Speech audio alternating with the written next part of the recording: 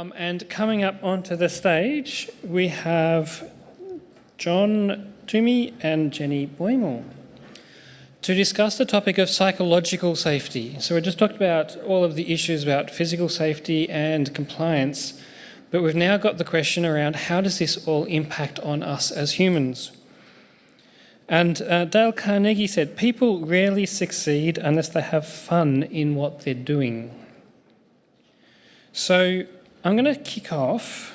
John, if you could please just briefly describe what you're doing with the Wellbeing Thought Leaders and one thing that gets you fired up in the current workplace landscape. So, John Toomey, I'm a professional speaker and writer. I specialise in human thriving and wellbeing.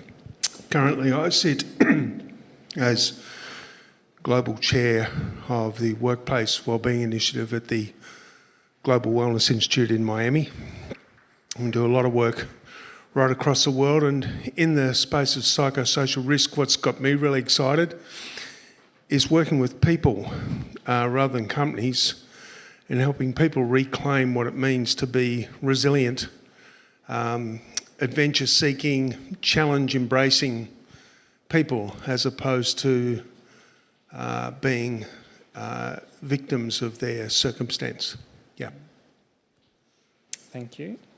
And Jenny, if you wouldn't mind just quickly introducing the Proven Group and your feelings about how you're creating a culture for creativity and growth as well as psychological safety. Hi, Jenny Boymel from the Proven Group. Hello. Jenny Boymel from the Proven Group. We're a full-service people and culture consultancy. The second part of the question? Sorry, oh my God. Your thoughts around creating a culture that supports both creativity and growth, but also psychological safety. Yeah, look, to me, psychological safety is working with people who you're aligned with and knowing the rules of engagement. And yes, I'm excited by what John's excited about, but I'm actually also excited about the other side of it. You can go and run and you know, work on your mindset, but if you're coming to work and you're working with terrible leaders who have a culture of bullying and harassment and, you know, you don't have role clarity and there's change going on and no one's consulted and poor communication and the list continues on, it's very difficult for the best individual to come to work and feel great about themselves and feel like, yes, I'm making a real difference and the world's a wonderful place. So to me, I actually think it's really raised awareness of that alignment of people to their workplace. So it's, you know, we all come to work, we all have an opportunity to and a right to be safe and to be psychologically and physically safe.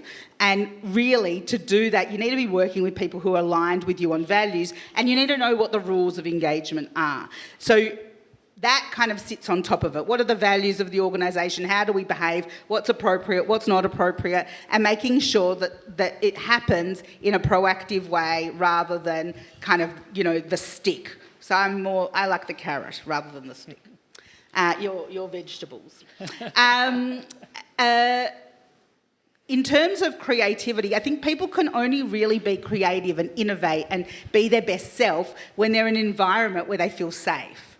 You're not going to get the best out of people when they're worried about, is it okay to make a mistake or is it not? Like creativity, you know, it's not something that, you know, people can just do. Often, you know, Alex was talking before about, you know, people kind of saying in organisations, oh, we've always done it like this. And, you know, to me, that's like the killer of creativity completely. So, you know, you need all these layers for this to be possible. You know, to have an organisation that innovates, that's creative, really, this is, to me, the most exciting topic, where you need to think about the alignment of the business strategy with the people strategy. And most people some people have business strategies, but not that many. And many organisations don't have people strategies at all. And so you're kind of doing all this training and it's not really aligned. But to have an organisation that fosters creativity and values it, you really need to be strategic about teaching and encouraging and learning the skills that, what does a creative organisation look like, and what does an organisation that really values creativity, how do we behave, how do we make time for creativity, how do we, really embrace it, and then, obviously the other side of it is things are going to go wrong. When you're creative, you're going to have mistakes, you're going to have failures, so what are the rules of engagement around that? And so everyone really needs to feel safe to be able to do all of this.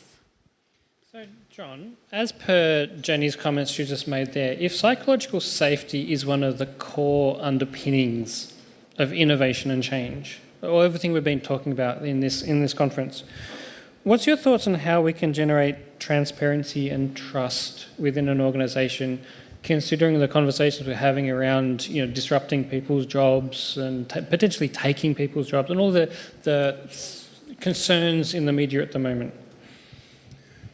I think there's a couple of things that are pretty critical there.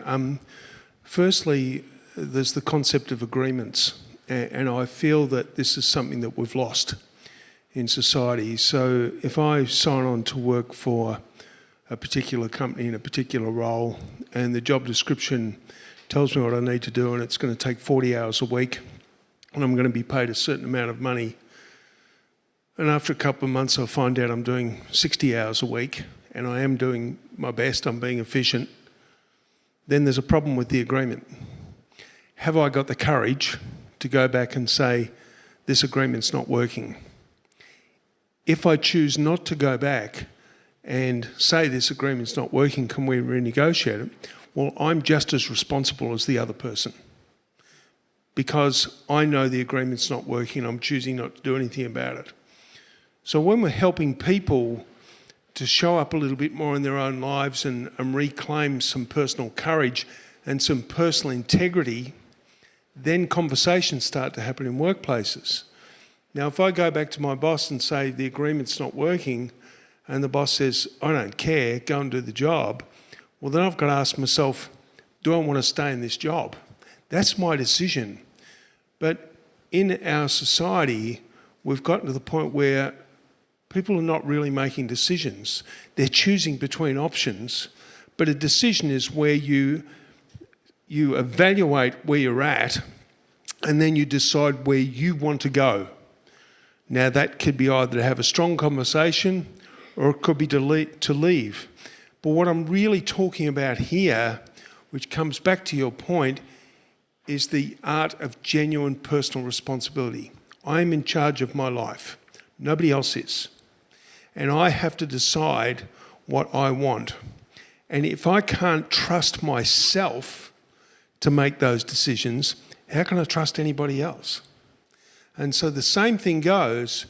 If I'm in a workplace and so I'm working with Jenny and I see a manager being really rough on her and I notice it and I know that's not right, have I got the courage to risk my safety to go and do something about it and show up for her and have her back? And these are the elements of human development that we've sort of let slip by, to the point now where we've got a generation of young people coming up. I laugh, my stepdaughter's 22 years of age, and as soon as we start to ask a little bit too much of her, she goes, oh, I'm overwhelmed, I can't cope with this, my brain can't cope. No, she just hasn't learned to toughen up a little bit. And, I think we've all got to do that. So there's these human skills, these life skills, these valuing our own life and having the courage to show up for ourselves and for our colleagues. That's where the trust comes. Thank you. From your experience so far with all of the new technologies coming through, have you found any new innovations that are assisting in well-being and health, mental health of individuals that you could share? Either of you. Both. I can, yeah. Yeah, I've actually, there's an amazing product that I saw out of Brisbane recently called Affinity OS. And it monitors through just very brief questioning, etc. And I saw it, and I can't quite remember exactly how it works, but it monitors both the staff and the customers. And it gives live feedback to management all the time. And what they've found, if there's any anomalies occurring between the staff, 3 months down the track, it shows up in the customers. And so what that's done is brought up a new level of awareness that allows management to work with staff to help them do, as Jenny said, to realign and stay aligned. And some of the results that businesses are gaining from that are huge, So the AI, there's no way humans could evaluate what that AI is doing. So it's a really beautiful product, and it's really improving the culture of the workplace because there's a new level of awareness around things that perhaps would not get noticed before. Look, that sounds amazing. I'd like to have a look at that. I think there's so many technologies coming on the market all the time. I think plugging and playing a technology to help with well-being often is kind of like a Band-Aid. And I think, to what John said before, helping employees be the most resilient versions of themselves so that they can approach work better, and then the workplace doing their part to help create a better workplace. It kind of all needs to work together. But I do think the broader AI topic really comes into play, because I think every one of us, most of us, all of us I'm sure, have parts of our role that we find really, really boring and monotonous and really don't need us as a, highly skilled professional to be doing. And so where the opportunity, I think, really lies is really working with people to actually look at, what are the parts of their role that are that duplicatable work, and really look at how can those things, how can you bring AI in? So you kind of almost, I'm looking at it from the opposite perspective of using AI tools to really go, there are things that people don't like to do, and there are things that we don't really need them to do, and they could be doing much higher value thinking and communicating and connecting and building relationships and, all of that.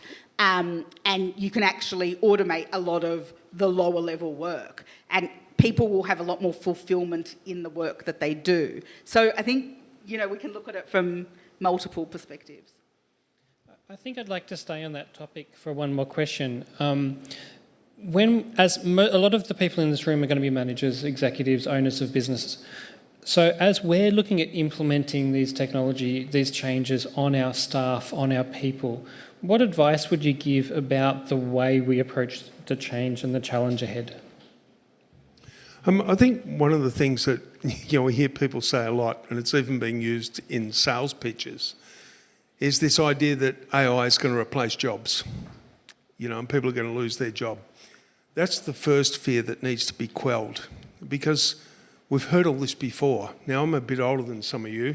I think Paul Benjamin's older than me, but by a long way. But seriously, when I was studying physical education, I started my course in 1978. That was last century, right?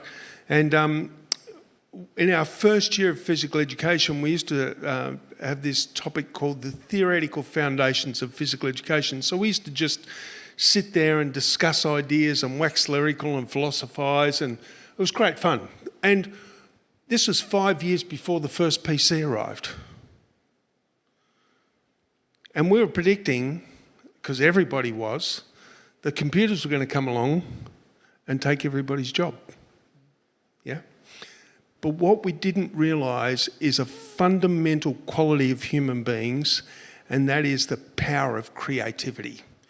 If you haven't heard Finbar talk, make sure you're at his session tomorrow morning. The guy is astounding. Human beings are power creators, even the people who think they're not creative. What we didn't predict was the size of the IT industry that was going to come with computers. created industries that nobody even had thought of. Not one science fiction writer predicted the internet, and look what happened. Who even thought about smartphones back in the 90s, when we thought we were the most advanced civilization of all? We had no clue about social media or any of those things. So what I'm sitting here thinking is, holy shit, what are human beings going to create when they've got AI by the side? And I think we're going to see industries explode. So I think that's what we've got to do with our people, put their attention on the exciting possibilities that are coming, not the dread of the risk of losing their job, because that's not going to happen. And if they do lose their job, it'll be because they'll be going into a more exciting industry. I'm going to take this from a really different perspective. I think that a lot of it is fear. People are scared. They're scared of change. They're scared of what's to come. They're scared of the unknown. They're just scared. And they're lacking resilience. So, there's a lot of fear. And I think a lot of that comes from the fact that people don't know themselves. So I think, for organisations, I think it's critical, because there is a lot of change. We're living in this, it's almost like uncertainty is the new certainty. That some people deal with some types of change better, people deal with it worse. Really understanding your people, understanding themselves, and helping them understand each other so that we can respect each other's strengths and weaknesses. We all know we've got strengths. We all know, I've got weaknesses from here to Antarctica. So many weaknesses, but it's about having that respect for one another. But most people don't know what their own strengths are. So it starts with understanding yourself. There are amazing tools out there to help people understand themselves and to help them understand each other, to really use it as a way of really understanding, people's approach to change and risk, and, really kind of mapping that out and being able to tap into people through these journeys and these implementations and at different parts of the process, when you really understand what's going to help them.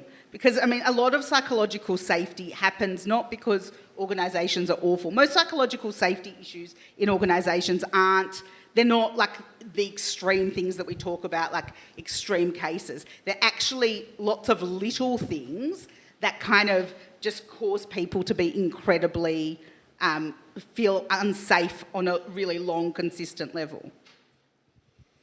I can just add something to that. It's like, it's so interesting. You write about change, people don't like change, but change is inevitable. In fact, it's constant. But I knew that, by the time I was 24, which was 1984, I knew computers were coming and it was going to be big. So I went and bought a computer. I had no reason to buy one, but I did. I bought an IBM AT, and when I picked it up, the guy said, "I've put the new 20 meg hard drive in it for you, mate. You're never going to fill that." And it cost me $12,000. I bought a brand new house for $60,000 that same year. But I then started developing software, and I ended up with a software company, and we were providing software to health clubs and recreation centres and aquatic centres and all that sort of thing. And our biggest challenge was people's fear of computers. People were so frightened of computers back in those days. There was a transition that people needed to go through, and we, the people of my generation of IT companies, we got the bruises from it, And it was incredible. And to give you the idea of how much fear people had, I got a phone call at 10:30 one night from the Kew Recreation Centre. And the young receptionist said, "I need help." And I said, "Why?" And she said, "Because the power's gone out in the whole centre." I said, "Why are you calling me?" And she goes, "I think the computer did it." So change. We've got to nurture people through the change and keep people's attention on where they're going and not what they think might happen. I think also because, if you can interact with me for a moment, like everyone here surely, put your hand up, if you've worked in an organisation where you've seen change done badly. You've seen an implementation of something new that's gone not so well. It's failed. It has, whatever. Oh, thanks. And so most people have an experience, oh, they're implementing a new CRM, oh, let's watch this thing go wild. Do you know what I mean? They kind of have got that experience and that kind of vibe before they even walk into it. Like, it's kind of got no hope of succeeding before it even starts, because everyone's like, well, they didn't speak to me and get my opinion. You know, like that kind of vibe going on. And so you've got, like, you need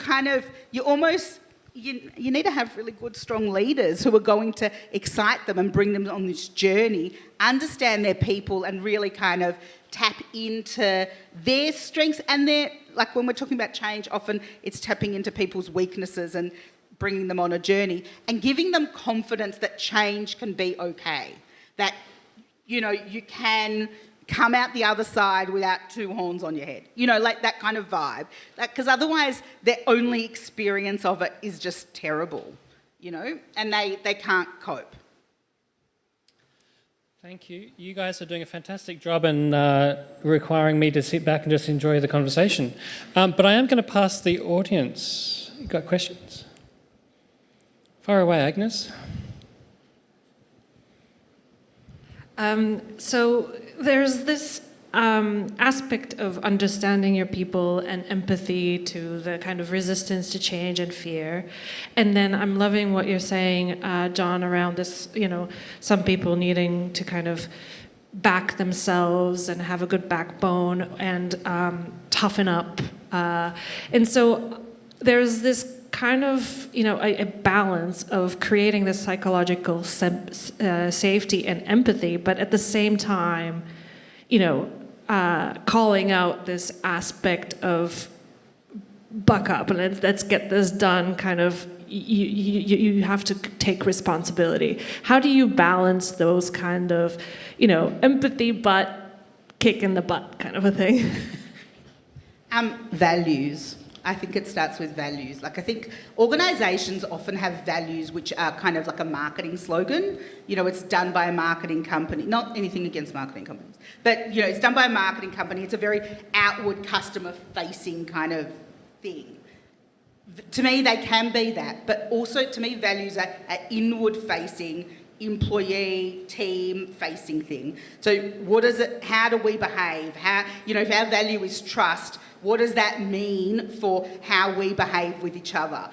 What does that mean for, you know, the way you recruit, the way you develop, the way you do everything, the interaction between leaders and their people? It's, you know, it's all of that. And so to me, if you've got a backbone of these core values that are really being lived in a really strong way and kind of at the core of the organisation, and people feel safe, feedback is a really important part of developing people and about, you know, people growing and becoming better and, you know, seeing blind spots that they didn't see. So feedback isn't an issue, and it's not, you know, it's when you don't have the trust and an alignment that, and people are already feeling sensitive and feeling like they're not safe, and then they get the feedback. That's kind of where the problem lies, I feel. So I think, but I mean, it's hard. It's, you know, really making sure you're really protective when you're recruiting to make sure you bring in people who genuinely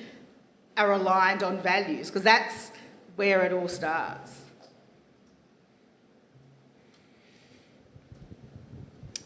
I could probably add a little bit to that. I agree with that. And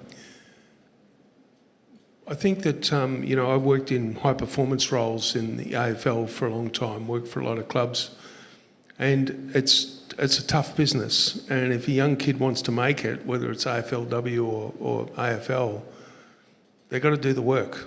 And they can't say, oh, coach, that training's too hard for me, I can't do that.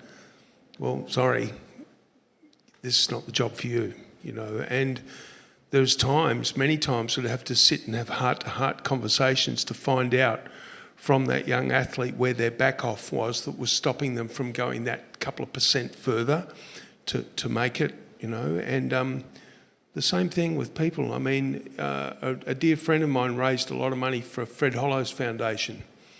And she asked Fred once, not long before he died, what's the meaning of life? And he just giggled and he said, to help each other. And I think anybody who goes into business is designing something they think will help somebody. And this natural part of human beings, and I think a real cool thing about an organisation, one of my favourite words, and I'm getting a bit kumbaya here, but it's togetherness.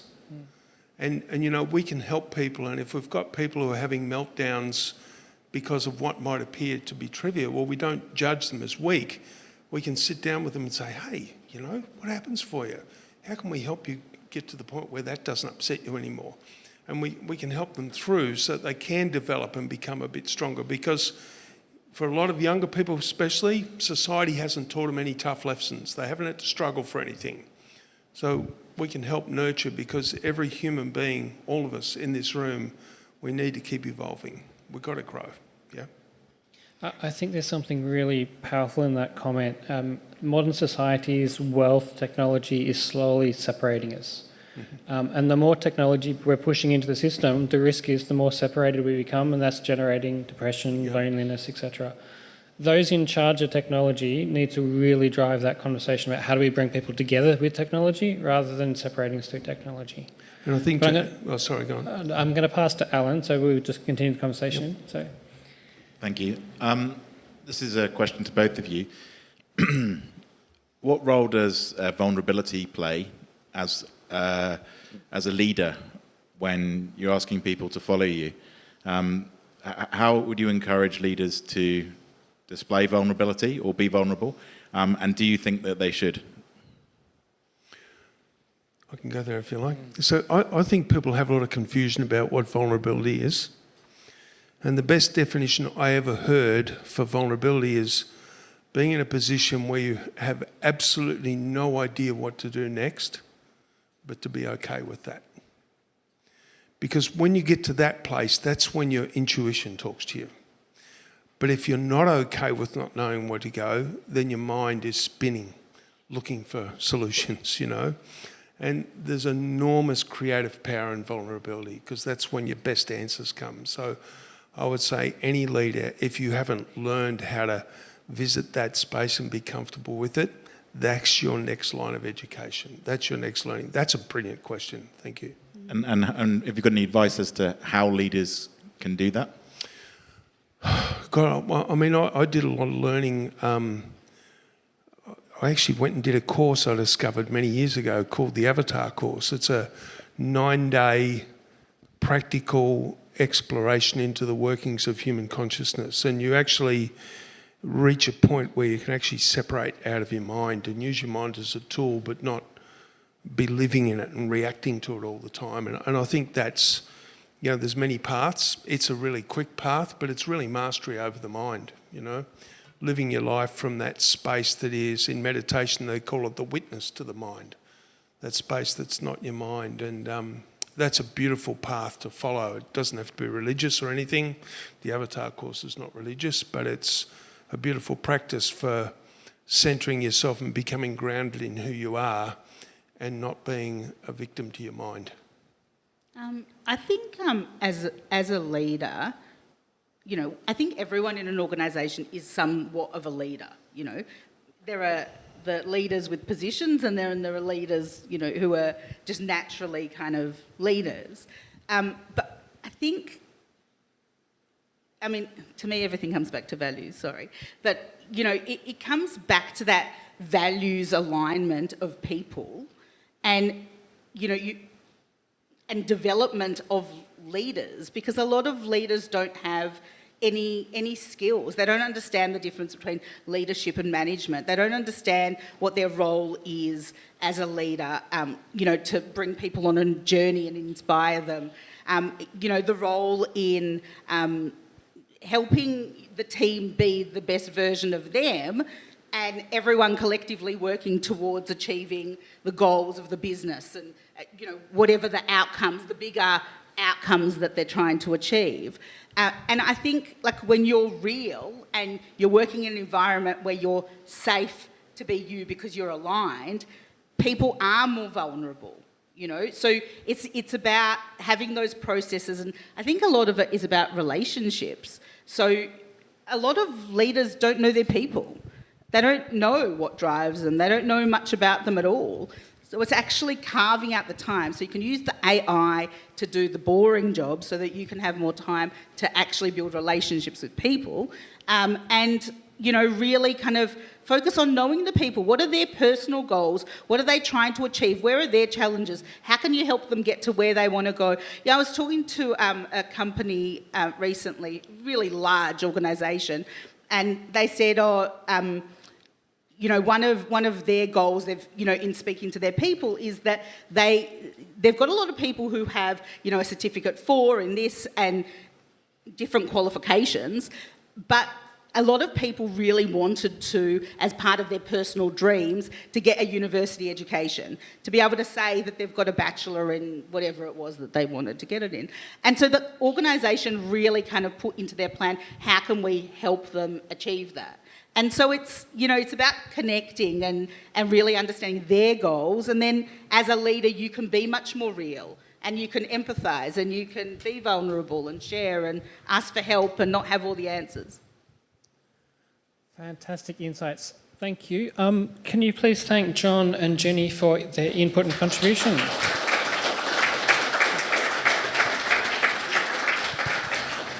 Look, I am really excited to have been able to host these two. This is an event with a whole lot of excitement about the opportunities of the future, what's coming. But the two topics we've just covered are the reality of the change. If we don't get these right, we can have dreams about what technology can do for us in the future, and it's just going to generate a mess. But if we've got our risk understanding so that we can actually leverage the change wisely, and we're taking the people on the journey, whether it's customers, whether it's staff, whether it's management, whether it's stakeholders, and respecting them in the process, we're in for a fantastic future. So I actually think that the two topics we've just listened to are the most powerful part of the entire day, even if people like Courtney think that there's much more excitement in the innovation and disruption that's coming. So I thank very much the panellists for both sessions. Thank you.